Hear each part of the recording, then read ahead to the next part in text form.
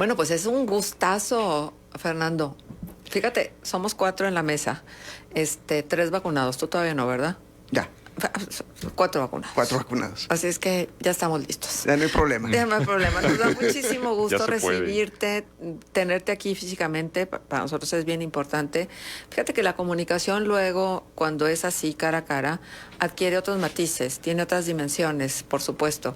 Y por eso siempre apreciamos el esfuerzo que ustedes hacen, nuestros colaboradores, de estar presentes físicamente. Qué bueno que te tenemos aquí. No, y Marce, a mí me encanta venir, tener la oportunidad de compartir el espacio con ustedes, contigo, Marcela, con Arturo, con Manuel, que los sigo y los admiro desde hace mucho. Hombre, muchas gracias. Igual, es mutuo, por supuesto, Berta. Vamos a empezar. Y Oigan, y aparte el nervio es diferente, como yo. Ustedes ya son, tienen muchísimas tablas, pero yo todavía me pongo un poquito nervioso al momento de entrar a transmitir. Pero bueno, aquí estamos después de 15 meses. Después de 15 meses estamos aquí de regreso. 15 meses que fueron muy duros para todos. Yo creo que no conozco a alguien que dijo, la pandemia fue mi mejor momento. Creo que todos perdimos familia, perdimos amigos, perdimos la tranquilidad y nos enfrentamos en este tiempo a los temas que más miedo nos dan como seres humanos, a la enfermedad, a la muerte y a la quiebra de nuestras empresas. Y dentro de todo este miedo que se generó, nos dimos cuenta de algo. Quienes trabajamos con empresas familiares hemos venido platicándoles desde hace muchos años para acá que hay 2 temas que son fundamentales en las empresas familiares, que es la sucesión directiva, o sea, quién va a dirigir la empresa, y la sucesión patrimonial, ¿sí? Y estos 2 temas se nos pusieron enfrente durante la pandemia, porque muchos empresarios o se tuvieron que regresar a su casa, o se enfermaron, o lamentablemente fallecieron, y encontraron en la empresa un momento de crisis, porque no había una planeación de cómo dejar el mando. Después de que me voy yo, ¿quién va a continuar con la estafeta? ¿Cómo vamos a pasar la operación, la dirección, la gestión? Y esto es justamente lo que atendemos desde la sucesión directiva. Por eso se recomienda que haya un comité, sino un consejo de administración, pero que también haya un plan estratégico, porque no es lo mismo tener una dirección, ¿sí?, que no tenga un rumbo, a tener un plan que trascienda a los fundadores. O sea, un plan que se ejecute independientemente de quién esté y quién no. Y también la sucesión patrimonial, que ese fue otro tema al cual nos tuvimos que enfrentar. Tenemos los papeles en regla de nuestras propiedades, de nuestras acciones, los libros, las asambleas, estamos todo en orden y sabemos qué vamos a hacer, ¿sí?, cómo vamos a transmitir. Hay tranquilidad y no hay conflicto en la familia, estamos todos claros de lo que viene. Y en resumen, esto, a mí la enseñanza que me deja es la falta de planeación, porque no tenemos planeado ni la sucesión directiva, ni la sucesión patrimonial, ni tampoco quizá hacia dónde va nuestra empresa, ¿sí? Entonces nos levantamos todos los días, nos tomamos un café y nos preguntamos, ¿hoy qué vamos a hacer? ¿Sí? Y ese es un problema que vemos en México. Fernando, y fíjate que es bien interesante esto que planteas, o sea, el no tener la planeación de la sucesión. Quiero preguntarte, de tu experiencia, ¿a qué se debe? O sea, ¿por qué algo tan importante no lo tomamos en cuenta o no se toma en cuenta a la hora de pues revisar lo que hay que hacer, ¿no? Mira, yo creo que es un poco falta de no quiero decir falta de cultura, pero sí una parte muy importante de nuestra idiosincrasia. Y yo te quiero poner 2 ejemplos, ahorita que lo mencionas, 2 ejemplos que van relacionados con nuestros mayores socios comerciales, Estados Unidos y Canadá, ¿sí? Justo antes de la pandemia, en el 19, atendí una empresa familiar donde el esposo era norteamericano, la esposa era mexicana, ¿sí? Y vinieron a México a abrir una empresa mexicana, ¿sí? Tuve al gringo 3 días sentado en mi oficina, ¿sí? Analizando, preguntando, checando los impuestos, cuánto va a pagar de impuesto de nómina. O sea, un trabajo muy serio de costeo antes de decidir si firmaba o no la constitución de su empresa en México. Porque él desde el inicio, desde el origen, sabía cómo iba a operar su empresa y cuánto iba a pagar de impuestos y qué utilidad iba a sacar, ¿sí? Porque eso es tener un plan, ¿sí? Un plan estratégico. Esa es la visión de los gringos, ¿sí? Yo tuve oportunidad de vivir y trabajar en Canadá y el abogado del despacho donde yo trabajaba me dijo un día: Fernando, ven, voy a salir de viaje con mi esposa. Si algo me pasa, si se cae el avión, si pasa lo que... Yo le digo, no me platiques eso. ¿Sí? No, le dijo, no. Claro. Pon atención. Siempre puede ocurrir. Siempre puede ocurrir. Si pasa algo, aquí están los papeles y esto se va a hacer y así mis hijos y así esto. O sea, hay un orden y hay una planeación. Y en México, pues no le prestamos mucha atención a eso, ¿sí?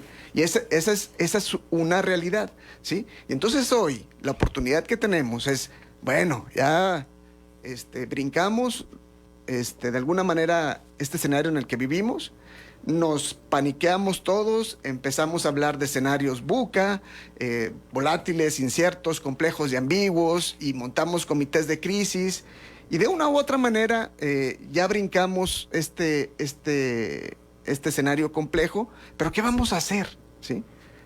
¿Hacia dónde vamos? Después de que respiremos, de que asumamos y de que nos duela lo que nos tenga que doler, tenemos que decir hacia dónde vamos al futuro, ¿sí? Y durante esta pandemia también me quedó muy claro algo. Y discúlpame, Arturo, que yo sé que tú eres experto en historia. No experto, no, aficionado. Aficionado, pero mucho más experto que yo. Pero déjame, les platico un poquito cómo veo lo que pasó. En un ciclo. Hace 100 años, ¿dónde estaba Torreón? Y en medio de una pandemia, de la gripe española, en medio de una transformación política en la Revolución Mexicana, en medio de una revolución industrial con la llegada del ferrocarril.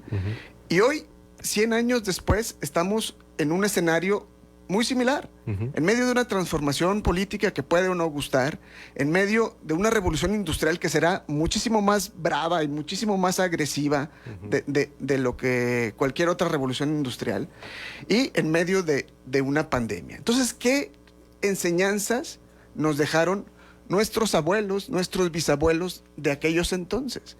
Y entonces yo me pongo a ver aquí en nuestra región, que nació prácticamente en medio de esa turbulencia, ¿sí? Creció en función de la innovación, ¿sí? Porque fuimos la primera ciudad, la tercera ciudad con luz eléctrica, la segunda ciudad con tranvía, una ciudad muy conectada al comercio exterior. Tan es así que había aquí más de 8 consulados de diferentes países. Una ciudad globalizada. Una ciudad que nació global, ¿sí? Y eso es la enseñanza que nos dejaron nuestros abuelos y nuestros bisabuelos hace 100 años, ¿sí? ¿Cómo vamos ahora a asumirnos como mexicanos para atender los retos que se nos están enfrentando? Y ahora también tenemos, además de todas estas complicaciones que hemos platicado, otros retos que son igual de importantes y sumamente difíciles, que son la inteligencia artificial, la red 5G y el blockchain, que vienen a cambiar de manera radical la manera en que vamos a hacer negocios, además en un mundo en donde la globalización se termina y empezamos a hablar de globalización regionalizada, ¿sí?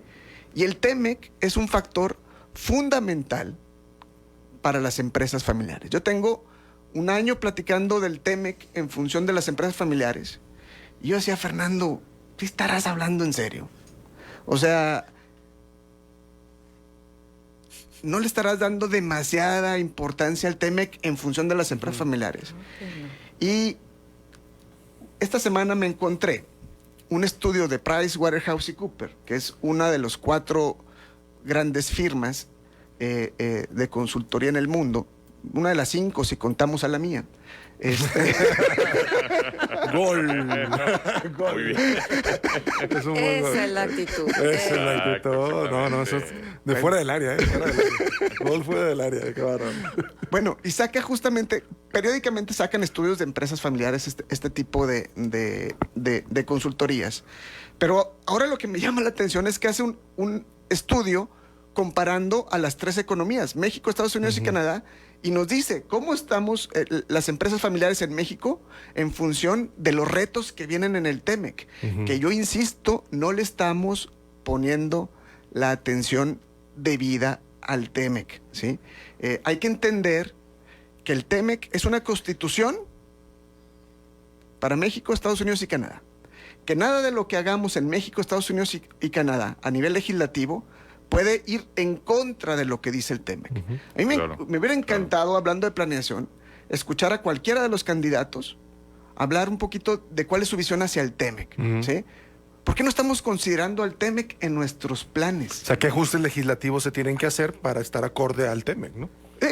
Como se han venido ya haciendo, la reforma laboral, que es fuertísima, la vida sindical, que también va a transformar la relación de los trabajadores con las empresas. Los incrementos salariales que se han dado van en este sentido, ¿no? Los incrementos vienen en este sentido.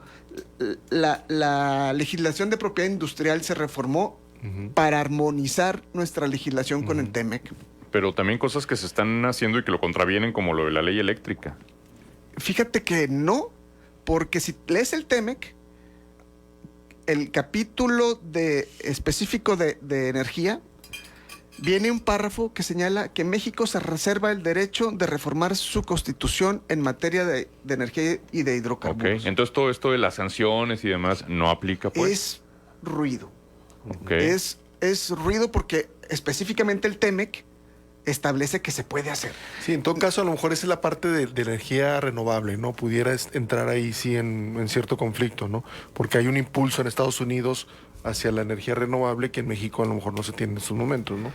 Sí, pero como socios comerciales, a lo mejor ahorita, y no me quiero meter mucho en ese tema, pero acuérdate que en energía eólica y energías limpias, nuestros mayores socios son Italia y España. Sí, claro. Entonces a los gringos a lo mejor les conviene que los mandemos para otro lado antes de renegociar como bloque con ellos este tema. Yeah. Pero bueno, esta es una visión. Y, por ejemplo, este estudio que les menciono establece puntos muy importantes, como por ejemplo que el 78% de los CEOs mexicanos consideran que uno de los países más importantes en los próximos 12 años para su negocio es Estados Unidos. En el próximo año, el 78%. Lo que dirás, normal, pero no, aumentó 30 puntos respecto al 19. O sea, hoy por hoy los CEOs están volteando un 30% más a Estados Unidos que antes de la pandemia. ¿Cuál es la diferencia? ¿En dónde está la diferencia? En el TEMEC. En el TEMEC. En el TEMEC. Y también nos habla aquí de cómo aprovechar las oportunidades que nos dan los Estados Unidos y Canadá a raíz del TEMEC. Y recomienda esta consultoría poner atención al momento en que las economías muestren recuperación, refiriéndose a las de Estados Unidos y Canadá, y que en ese momento, bajo los lineamientos del TEMEC, las empresas familiares mexicanas podrían explorar los mercados americanos y canadienses para contribuir con productos y servicios de alta calidad que tendrán demanda creciente y buenos márgenes de rentabilidad. Acuérdense además que en Estados Unidos hay una diáspora mexicana que algunos creen que son incluso 60 millones de mexicanos censados y no. Entonces, aparte esos 60 millones de mexicanos cobran en dólares, ¿sí? Entonces, imagínense, y además el tema de las remesas. El tema de las remesas que son ahorita el segundo ingreso más importante de nuestro país.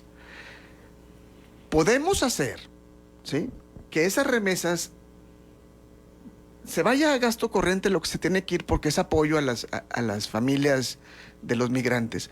Pero también parte de esa cantidad pueden entrar a empresas productivas mexicanas, ¿sí? Y que sean una manera de financiar proyectos y emprendimientos mexicanos, ¿sí? Además de que tenemos esos 60 millones de mexicanos dispuestos a comprar productos de añoranza, digámoslo así, porque extrañan a su país. El mercado de la nostalgia, el ¿no? mercado de la nostalgia. Y hay grupos y hay sectores... Sí.